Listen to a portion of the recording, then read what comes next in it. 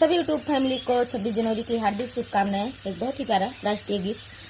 हो अपने देशवा के लजिया बचावा पिया, दुश्मन के भगावा पिया ना। अपने देशवा के लजिया बचावा पिया, दुश्मन के भगावा पिया ना।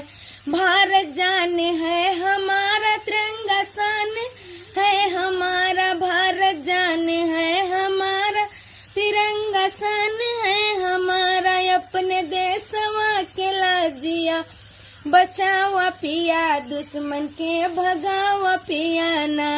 अपने देशवा के लाजिया बचावा पिया, दुश्मन के भगावा पिया ना।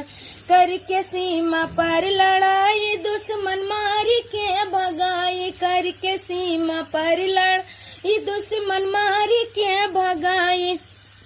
हो वंदे मातरम के, हाँ वंदे मातरम के जयकारा लगावा पिया, दुश्मन के भगावा पिया ना। वंदे मातरम के जयकारा लगावा पिया, दुश्मन के भगावा पिया ना।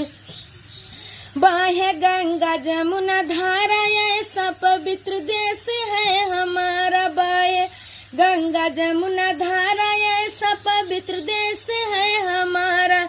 कहे कामनी शुक्ला, हाँ कहे कामनी शुक्ला, तिरंगा लहरावा पिया, दुश्मन के भगावा पिया ना। कहे कामनी शुक्ला, तिरंगा लहरावा पिया, दुश्मन के भगावा पिया ना। जय हिंद, जय भारत, वंदे मातरम।